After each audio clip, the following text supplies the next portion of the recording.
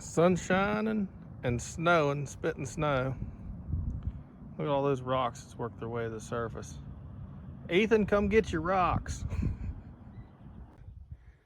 So there she is, strapped down, 4 corners, T-posts, 1-inch straps, and I'm surprised how stable it is. One thing I've done different this year is I normally don't have a support bar at that back wall, and I kept one up, got one underneath of it, so that should help.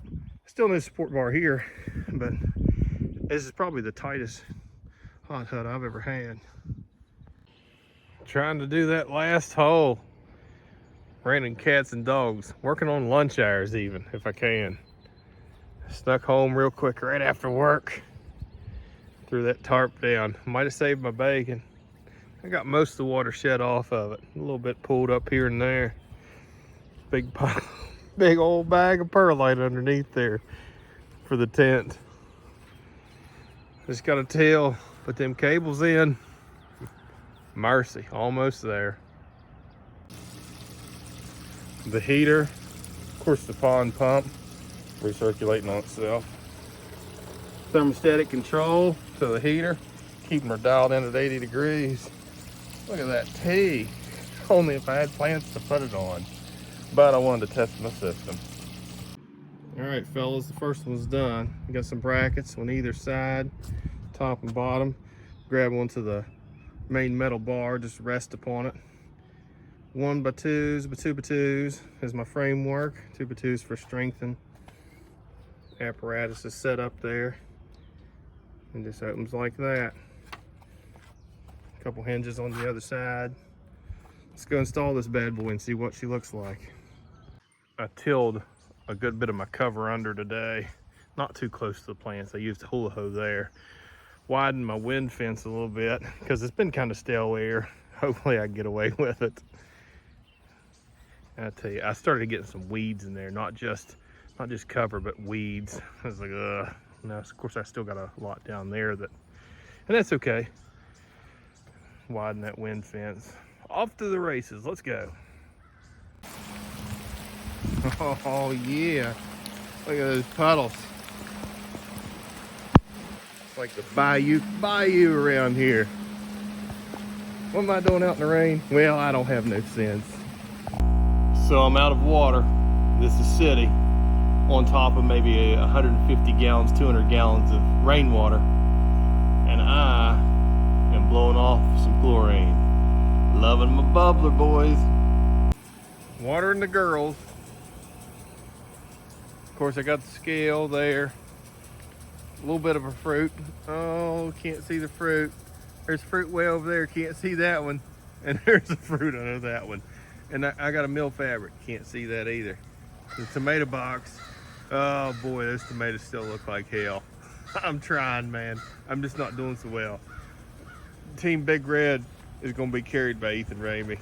But I might have a pumpkin or two with any luck. So this is my 2365. I got the same issue. Had about a 1/2 inch there yesterday, 1/2 inch the day before, you know what I mean? And it keeps snaking away. What I do is I use a dowel and I'll push this back a little bit and re-dowel it. And I move it about every day.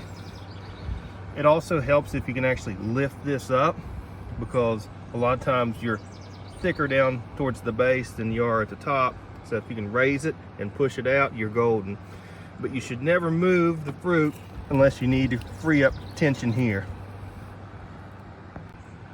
Wish I could have showed you the process, but you get an idea. There's the stick. It was here, and I moved it back and a little bit closer, and I freed up, a good bit of distance. So that buys me a few days. I'll probably do it again tomorrow or the next day.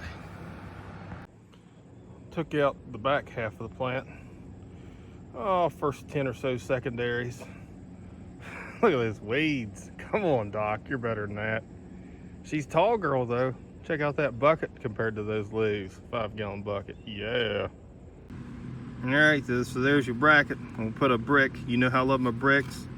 Look at that carpentry work, yeah. We'll slide that little girl on, and we're gonna put her right there so she can see that number. I decided to Debbie proof my section of main vine, at least to try to Debbie proof it as much as I can. I'll give you an up close of it. Look at that. Dry, dry, dry. Isn't that great? Just crazy. Back half the plant, it's old and tired, obviously, but it's still green.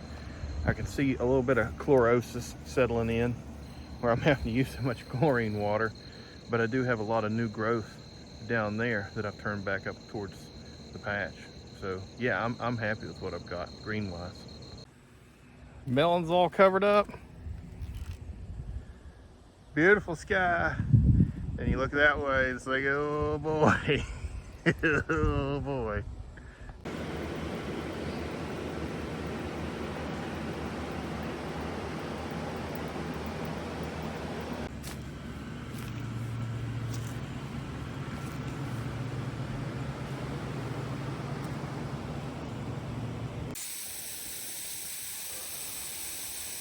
Yeah, that's my breath. 39. I don't see any frost anywhere, but I heated up some water last night, and I'm just gonna go ahead and hammer it down anyway. Very windy day here today. Come home to my fruit being naked, and part of my fence rolled down and blown out. Good gravy. This is aspects of that you won't miss anymore, Scott. One. Here it comes.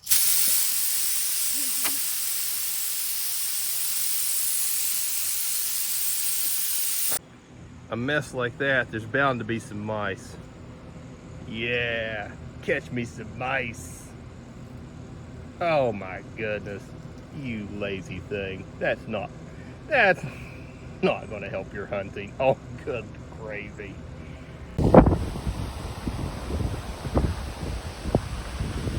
No way my fence makes it today.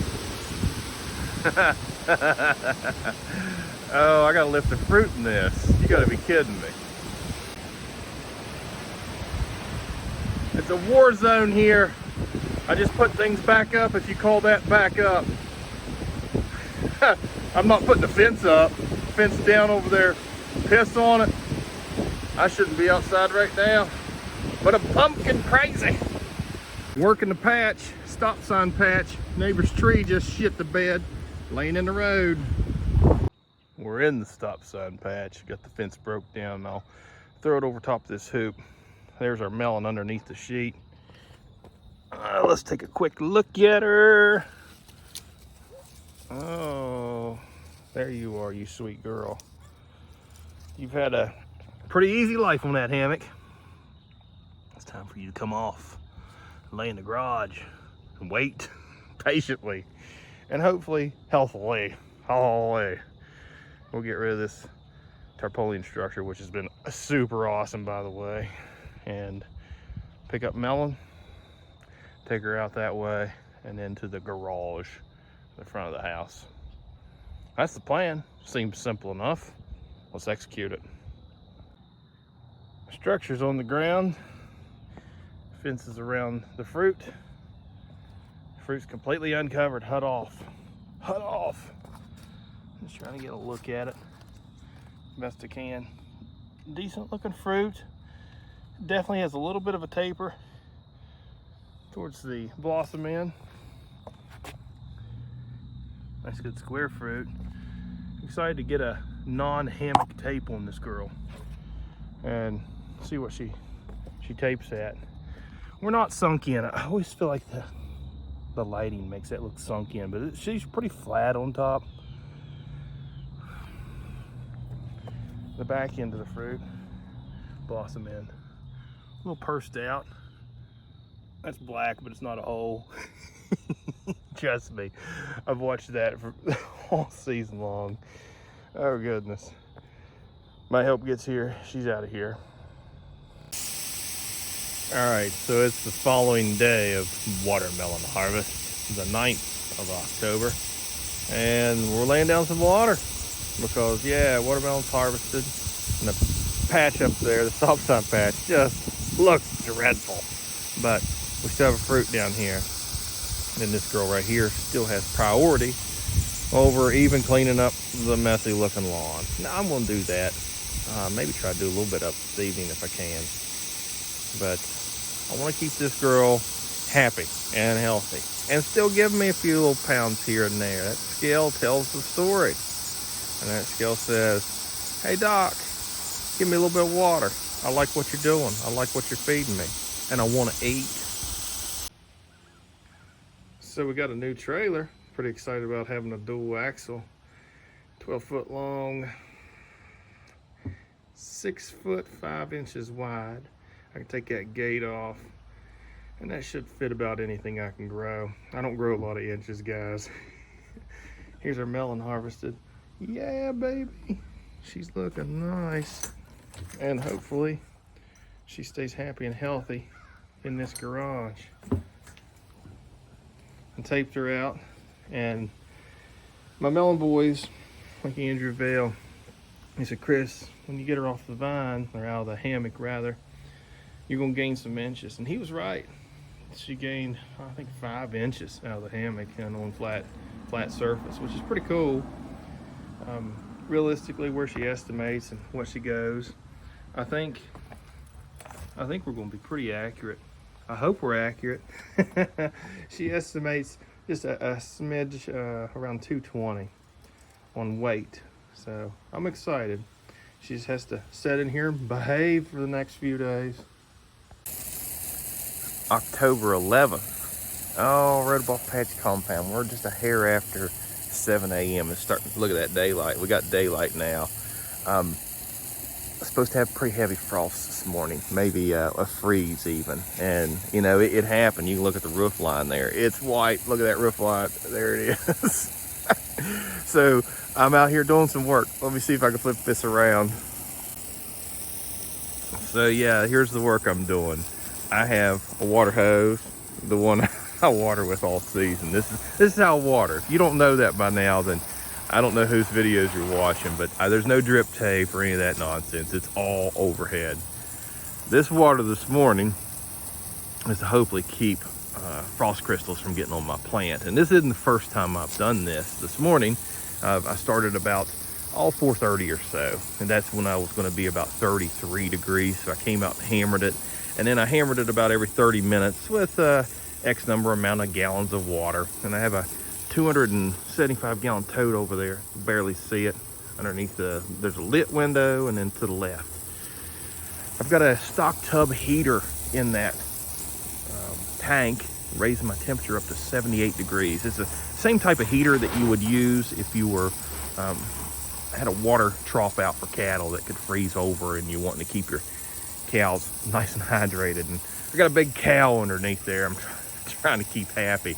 But this isn't about hydration. This is about making sure that I keep the frost at bay and never even getting on the plants. And it didn't. Rooftop over there, oh yucky, look at that white.